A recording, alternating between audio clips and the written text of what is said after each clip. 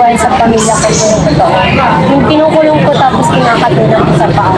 Na parang kung baliw daw po ako kung lumabas kasi lalab daw po ako ng bala, kung saan daw po ako pumunta. Pero hindi po nila alam na inaayos ko yung pagmamahalan ng pag-aarga. Kaya yung sinabi sa sarili ko, ay tumayos na nga lang ako, pakalan kayo. Alam niyo po ba na dito sa Manila, natuto po ako magpasura, mangalakan, magmalimos, magpulas-pulas ng kotse, maging alipin, utusan ng mga sila Coco Martin, naging ano rin po, standby gym po ako bilang basurera sa Batang Quiapo, bilang si Babay sa Babay Pokpo. Tapos po, sana sa hiling ko ngayong yung birthday ko po, yung like, sana gusto ko na pong bumalik na dati dahil hindi ko na pong makapag-aral. Dahil po yung course na balik ko natapos. Namimit mo ba yung pamilya mo? Yes ko na po lahat ng pamilya ko po.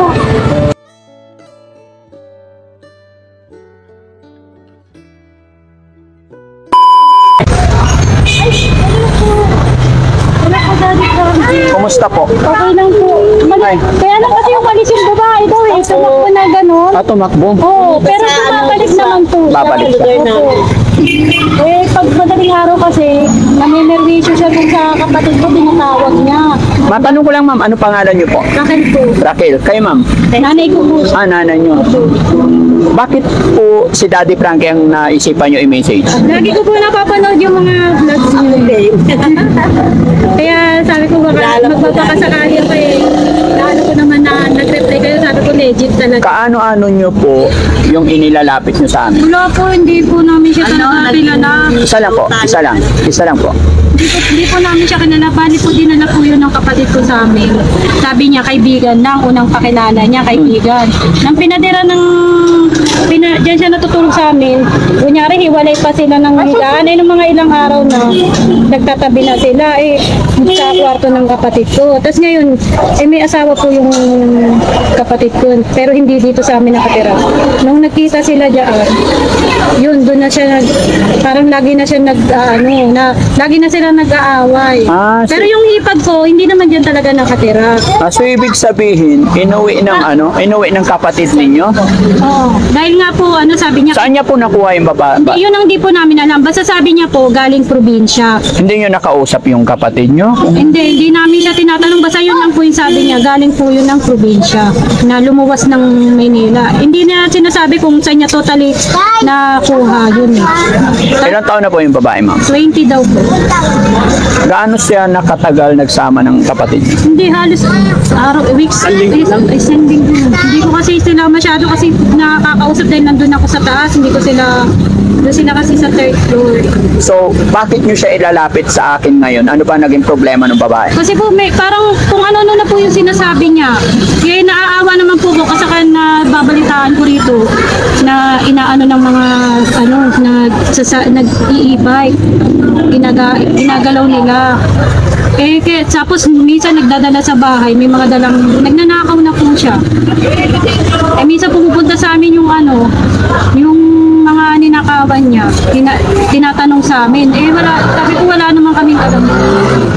Kaya sabi ko gusto kong matulungan din siya kasi sabi nga ng kapatid ko baka daw na-depress dahil nga ganun daw nangyari. Sabi ko bago mo pa lang naman yan nakilala, paano naman made-depress agad? Ay yung asawa mo mas maraming problema. Ano nakita nyo sa kanya nung unang dala sa inyo? Siyempre, sabi nyo, inuwi siya ng kapatid niyo. Tahimik lang po. Tahimik lang. Opo. Tapos mga ilang araw, parang kumakanta na siya mag-isa. Ganun. Tapos minsan, naririnig ko sila nag-aaway ng kapatid ko, nagsisigawan. Sumisigaw siya, yung kapatid ko hindi. Pero siyempre, ma'am, nung bagong dating siya dyan sa inyo, siyempre, nakausap nyo pa, matino pa. Hindi ko po siya kinakausap eh. Hindi nyo man lang natanong dun sa bata kung saan siya galing? Hindi ko talaga siya totally kinakausap kasi nga po, hindi ako payag na may dinadala yung kapatid ko doon. Bali, eto na lang po kagabi, doon ko lang siya kinausap kasi nga pinipermission niya yung e-bike ng kapatid ko, tinutubuan niya. Di ba dapat dinala nyo sa barangay nyo? Hindi na po namin ginano kasi sabi nga nila hindi naman daw aanuin dahil Anong hindi ano. Hindi nila makukuha dahil may something nga parang Kaya nga po, may something eh, kaya nga ilapit sa barangay para dalhin sa mga... wala, hindi po namin siya nailapit. Kasi hindi nga rin po siya taga rito. Kaya sabi naman, kung saan ihahatid, di naman daw ginagawa. Dapat makausap natin yung kapatid nyo kung saan niya nakuha, saan niya pinulot. Nagkaano po yung namamasada yung kapatid ng e-bike. Wala po siya ngayon dyan sa bahay. Namamasada po ng e-bike. Hindi ba pwede? Nandyan lang naman, hindi ba pwedeng i-text ninyo? Kahit bago kasi ako makapag-isip or what, siyempre ma'am, for safety din po. Kaya kailangan makausap ko rin sana muna yung kapatid ninyo. Makakuha lang ako ng mga update, idea. Pero parang nabanggit nyo, taga Pangasinan yung batang babae. Yun ang sabi niya, di ba nung una sabi niya taga Pangasinan. Oo. Kasi nung ipag ko, sabi taga La Union. Tapos kanina binabanggit niya, uuwi na siya ng Pampanga. Iba-iba na yung sinasabi niya. Tama, may Laguna pa. Pampanga, ayun, Laguna daw sabi. Pero kanina sabi niya Pampanga eh. Tapos, nung nakaraan na nandito siya, nung nakabra siya, nagsisigaw siya dyan na, manood kayo ng Batang Quiapo. Sabi niya, nandun ako, basurera ako doon.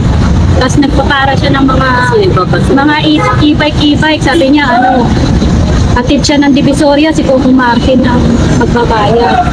Tapos yun nga, napapalitaan namin na inaano siya ng mga e-bike boys, mga namamasada na e-bike.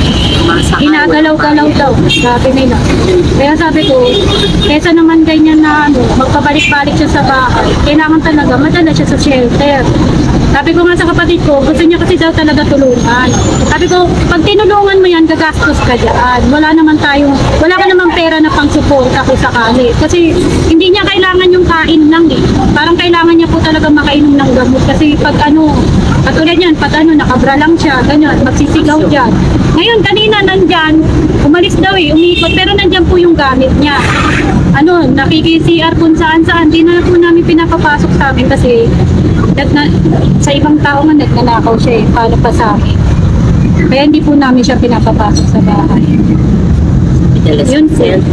Kanina po may dala siyang cellphone, 2 cellphone sa isang tablet. Tapos yung e-bike nung kapatid ko, tinakas naman niya ulit kaninang tanghali. Ang paalam niya doon sa kapitbahay namin, tinutusan ko raw siya bumiling gulay. Sabi ko hindi ko inutusan.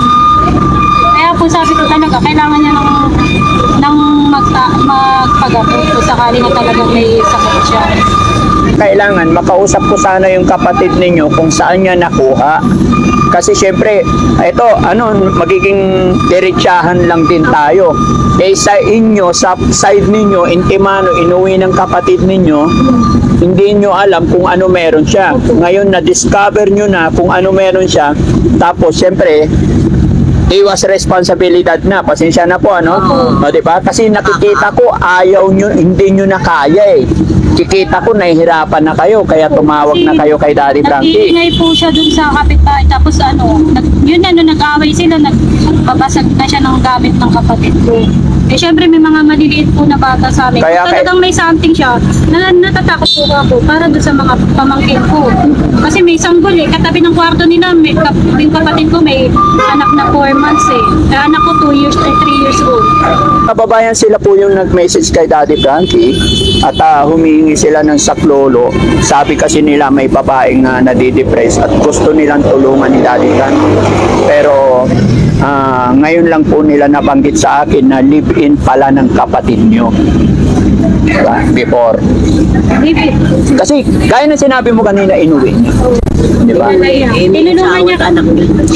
Tinulungan niya. Kasi nung unang dala niya yan, sabi niya po kaibigan niya Opo. na galing probinsya, uuwi, lumuwas dahil inugulpi ng kamag-anak. Kasi dahil wala na daw pong nanay at tatay. Yun ang kwento niya doon sa isang kapatid ko. Kasi siya po, totally, hindi ko kinakausap yung kapatid ko about sa babae niya. Kahit nga nandyan sila, hindi ko yan sila tinitignan, hindi ko sila kinakausap. Kasi nga, Pero hindi naman pumunta sa ibang lugar yung kapatid nyo para makakuha ng babae, di ba? Nandito lang naman yan namamasada sa ano. Divisoria, namamasada din yata si Divisoria. Yun po. Sige. Bali, ganito na lang ma'am, no? For documentary, kailangan makausap ko rin yung kapatid nyo, saka po kakausapin yung babae, ano? Pero sige, titignan namin kung anong pwede namin itulong, tapos mananawagan tayo sa mga followers, subscribers natin, baka matuntun natin ang pamilya niya, kamag-anak, no? Sige ma'am. Ito marami. Bali, kung ano po. Ngayon po antayin niyo yung kapatid Yes. ko. Ay, sige po. Nandito na rin po kasi kami.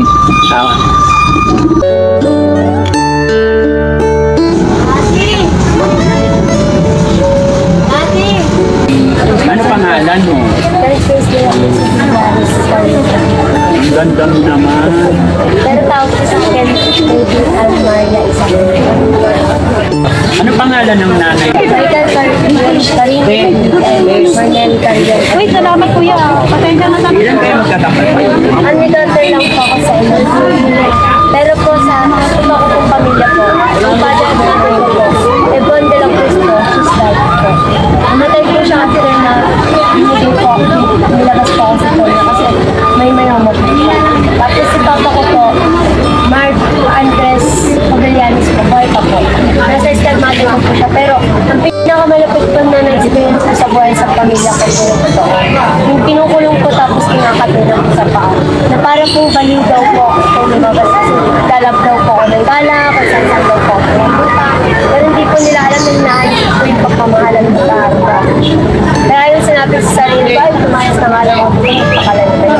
Alam niyo po ba na dito sa Manila, natuto po ako magpasura, mangarakan, magmalimos, magpunas-punas ng kotse, maging alipin, utusan ng mga Slakoko Martin, naging ano rin po, standby din po ako bilang basurera sa Batang Quiapo, bilang si Babay sa Babay Pokpo.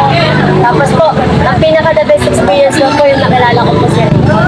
Siya po yung nagbigay po sa akin ng inspirasyon ng kumangat sa buhay. Kahit nasa deep na, pinaka-deep na, pinakamasakit na victim sa buhay ko, si Raymond lang po nagbigay po sa akin ng lakas po para bumangon. Kasi hindi po lahat ng bagay kailangan pamilya ang aasahan. Kailangan po natin sarili natin ang aasahan dahil sa lahat ng bagay ang pamilya pwede wala. Pero ang pag-ibig at sarili pwede po wala. Kaya sana sa hiling ko ngayong yung birthday ko po, yung like, sana gusto ko na pong bumalik na dati dahil gusto ko na pong makapag-aral. Dahil po yung course na balik ko, natapos. Namimit mo ba yung pamilya mo? Yes ko na po lahat ng pamilya ko. Sa loob ng 20 years na mag-isa lang po sa Manila, nagkakasura. Tapos nagnangalaka, tapos nagpunta sa mga konti, utusan, tapos mamarka, tapos sa DSWD po sa Del Paso, nagtrato po ako nun. Sinusuntok ng mga bago sa day. Pero hindi po ako nalaban kasi sabi nga po ng nanay at tatay ko, huwag kang nalaban pag wala ka mo sa ginawa. Kasi ang hirap po kasi mag-comply na wala din po na makikipagay na sa buhay ko. Ang sakit na nga lang po ng pakilang gano'n nangyari sa buhay ko. Dati negative ka.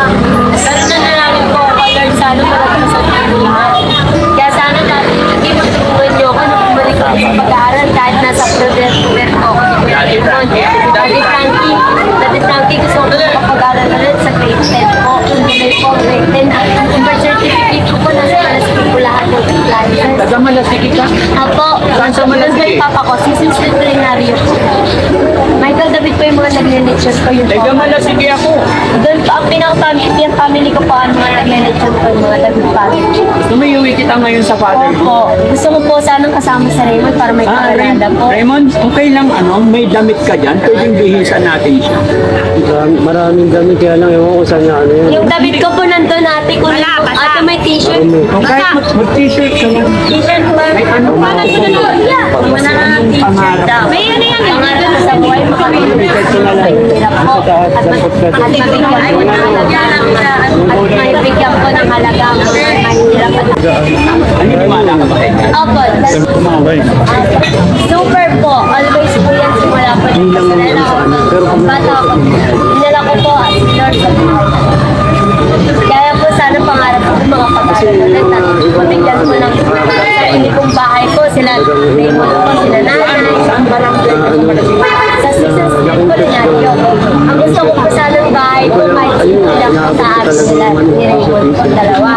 Balang po ako ng pamilya kasi may baby na po kami. Ganun ba? Kaya po, ako may asawa po siya pero mas pinili po ako kasi simula nung iniwan po sa asawa niya, ako po yung pinasaya. Hindi na po siya mag-friend, dati po mag-friend po yan. Dati nga po, balibag po nga yan eh. Minsan nga po sinasagot na si nanay eh. Minsan sinasagot na lahat. Pero nung simula po nung nakatik po ako, never na po siya nagbandak. Palagi na po siya comment sa lahat, comment pa sa akin. Bilang asawa niyo po, palagi na po ako pinapasaya. Hindi na po ako pinapalungkot. Sabi nga kay nanay, sabi nga ni nanay, mas masaya si Raymond kapag nandyan ka. Pero nung nalungkot po ako, nung nalaman ko po na may anak at may asawa siya. Pero sabi ko sa sarili ko, hindi naman lahat ng tao perfecto. Kailangan ng tao, may nagpagkakamali. Pero si Raymond po, alam po hindi niya po pagkakamali yun. Talaga po nakatakda sa kanya yung araw na yun na maghiwalay po sila, ano yung pinisyon ko sa gagampanan.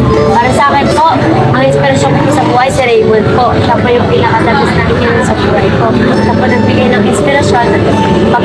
Siya po nagbigay sa akin yung anong karapat-dapat ng tama. Siya po rin sa akin yung magandang buhay po. Kaya po gusto ko pong manatili sa kanya kasama sila.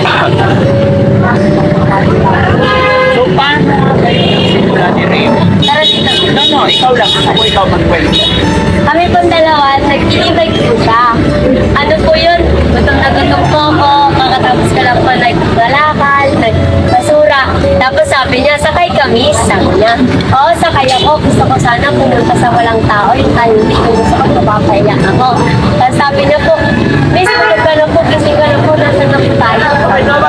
Nasa Binondo na tayo, saan po tayo? Gusto kong kumain, gutom ako, wala akong pera. Yan po, pinakain niyo po ako ng siomay. Pinaka-the-best na unang-una namin kinain siomay with rice, di ba? Tapos with steam. Tapos nagpasing po kami sa Binondo Bridge. Doon niya po ako pinasaya, doon niya po ako pinalagaan. Simula nun po, napuno po yung relationship. Paano ba niya pinasaya? Yung tipo po, binigyan niya ako pagkain para lang masumaya ako. Tapos niwala niya po yung lungkot ko. Pinagkaan niya ako ng magagandang salita. Tapos sabi niya nga po sa akin eh, hindi lahat ng bagay malungkot. Kailangan mo din sumaya. Ako, pagkakalitan. Kaya nga po sabi ko kay Raymond eh, oo, kailangan ko sumaya pero ang lungkot palagi na dyan. Pero alam ko, kaya-kaya ko maging masaya kasama ko. Kaya nga sabi ko kay Raymond eh, salamat sa kanya kasi inalagaan niya ako sa loob ng ilang buwan, ilang years. Ilang buwan na ba kayo nagsama ni Raymond? 3 months na po. 3 months na. Opo. 3 months na po. After 3 months po, nung ko pa napagtanto na si Raymond po pala nakadestinate pa sa akin. Siya po pala nagbigay sa akin ng pinakamagandang disiplina at pinakamagandang asal. Siya po nagturo sa akin kung paano po maging babae. Kasi po patomboy-tomboy po ako eh. Papupupupupuk dyan, mamon-mamon dyan. Mamaya-maya pupupukin ko din siya, sasampalin ko din siya. Pero tinigis na po ako. Sabi ko nga dati Frankie, sabi ko sa kanya, sana sa loob ng 3 months, pagtsagaan niyo ako. Napakasaludo ko kay Raymond kasi lahat ng sakit, lahat ng suntok, lahat ng pagtsatsaga hapon niyo po ako, tuwing nagtatakbo. Matagpuin po ako. Sinaga niya po yun, hindi niya po ako iniwan. Hanggang sa po na hospital ako, nabangga po ako, nag-drop na ako siya sa tabi ko. Tapos doon ko po nalaman na pinulat ko pala ako sa kanya. Nabanggit ko kasi. Opo. Doon po ako, unang-una po na kilala kasi po nung nagngalakal po ako. Apoy namin ko, nagkamali po ako, nag-snatch po ako ng pagkain. Kasi nga po sa pangangailangan. Matagal ka dun sa DSW? Opo, 2 months po kasi pero nahirapan po ako doon. Hindi po kami kumakain ng tamang oras. Tapos po yung pagkain po namin, palagi tapos hindi pa po luto. Tapos baho po. Sabi ko, mag-isip na lang kasi ano po, pinalis na po ako kasi okay na po ang lahat. Pwede na po ako umuwi, hinatid po ako sa amin. Saan ka hinatid? Sa Malasiki po. Tapos bumalik po ulit ako, tapos doon ko po nakilala sa Ray. Doon na po nagsimula po. Ano sabi ng mga magulang mo? Sabi po ng magulang ko kung saan ka masaya, susuportahan kita. Pag-aaral, pwede ka 2 years, 3 years. Pero pag natrabaho, araw-araw may pera. Binigay nila. Basta maging masikap lang yun. Teacher. Wait lang. Na, di ba? Ayan, mas maganda. Okay lang ito na nakabito pa. Okay lang na nakabito Okay na pa. po. I-upload So, ko gusto sa mo YouTube uwi ko eh. na tayo sa Malasigi? Opo, sana para may pakilala ko po. Sabihin mo na lang sa'yo kung ano yung mangyayari. Hindi, pinakamaganda. Uwi na tayo sa doon. Tapos ulit. Oo, tapos balikan natin sila pag okay na lang. Pero kaso nga po, gusto ko kami sa La Union po.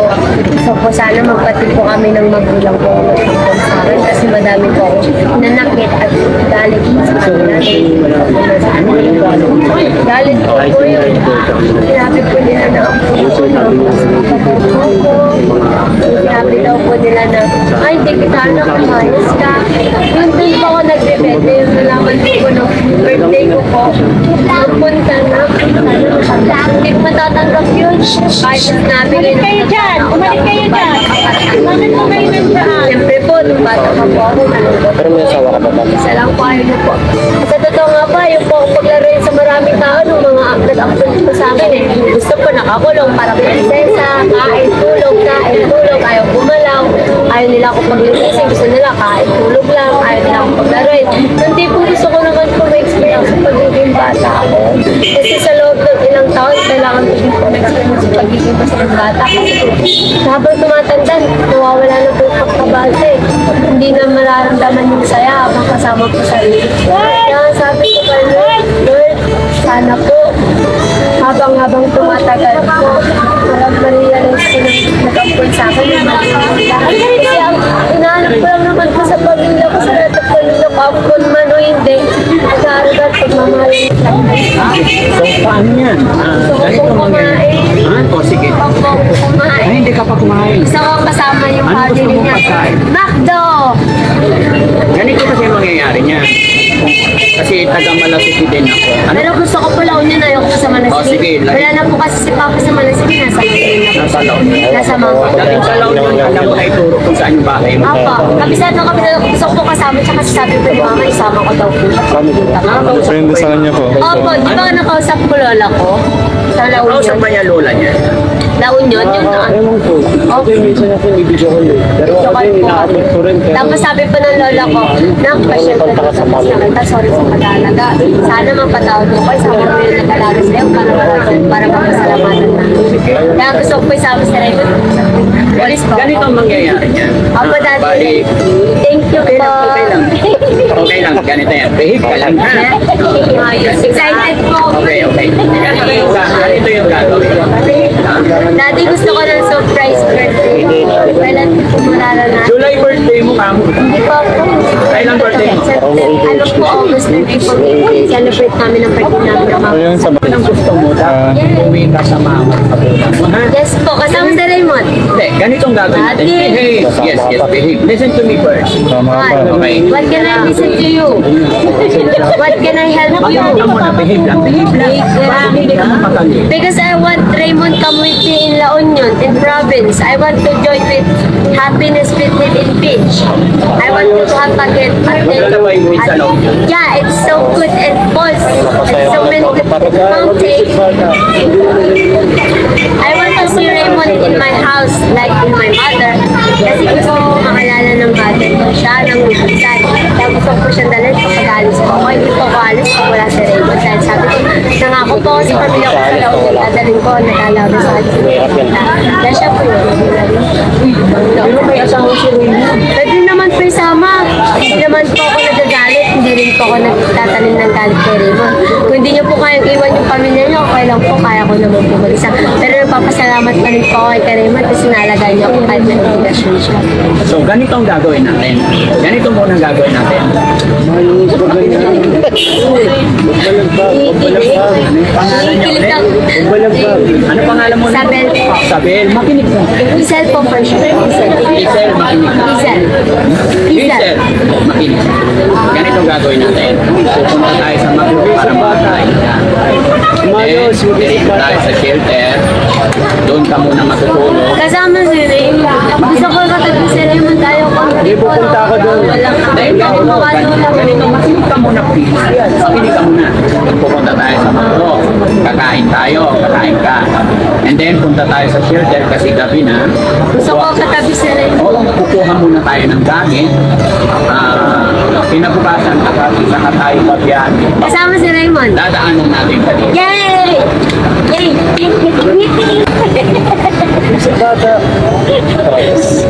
Ano talaga siya? Ilan taon ka na ulit? 20. Kaninang madaling araw nyo? Naisipan talaga si Raymond yung pagkabata ko. Ayan, Nanay Lopez. Nanay Lopez. Lola ko. Pinakamabait. Pinakamabait. Nanay. Nanay. Mami. Mami, nanay. Siya po pinaka-unang nanay na nakita ko yung pumalagkita. Love you, nanay. Sorry sa lahat.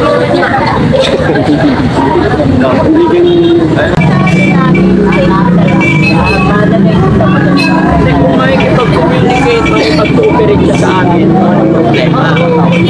Yun lang kasi, kinuha namin to, sumama sa amin, baka mamaya umalis ko, anong masamang mangyari sa kanya. Yung safety rin namin ang iniisip ko. Although kami, wala kaming alalahanin sa sarili namin. Pero sa batas kasi, kung anong mangyari, may sabit pa rin. Yun yung nakita na natin kung galaw ko.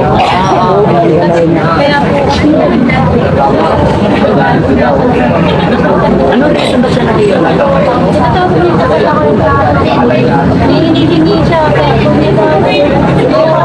Kasi ito, binukin muna natin si Peter for one night. Tapos bukas pa namin biyahe.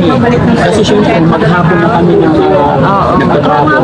Pag biyahe kami diretso, pagod po yan sa driver diretso. Tiwala na. Ano yung si Raymond sasama? Hindi, ano na pakakain.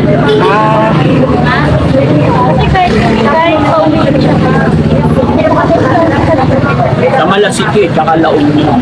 Pero yung Malasiki yung sinasabi niya, alam ko, teka Malasiki ako, poblasyon lang siya. Ito may dati na yan, hindi nakakasama. Ay walang sinasabi sa Tilpan siya na, sa DSWD. Sa itsura niya talagang kukunin agad ng DSWD. Kaya nang bumalik, pinalabas. Tapos ito na lang. Kasi nga pag-alagala.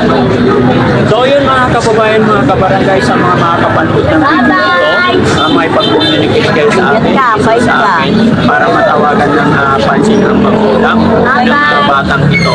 Edad 20 years old po. Yun lang po mga kababayan. Hindi ko alam kung anong gagawin ko ba para mangyayari. Samahan nyo na lang kami mga kababayan sa video ito.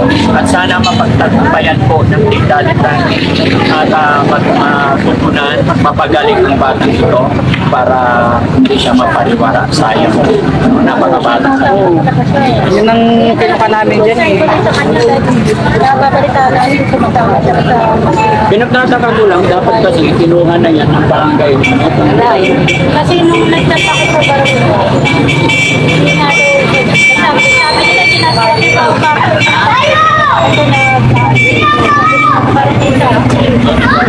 Kaya nga natin ilalapit sa barangay dahil may something. Hindi natin ilalapit sa barangay. Walang problem. sabi niya, ganito nila yan, pero hindi nang nila, hindi nang tama yun. Sabi naman ito, yan, sabi naman. Sige, paano yan? Sige ma'am, alis na po kami. Isa lang kayo. Oh, sige, sige. Daddy, babay po. Okay. Daddy pa, tingin sa camera, di. Sa camera. Ayun, lumabas po. Tama, tama. Daddy,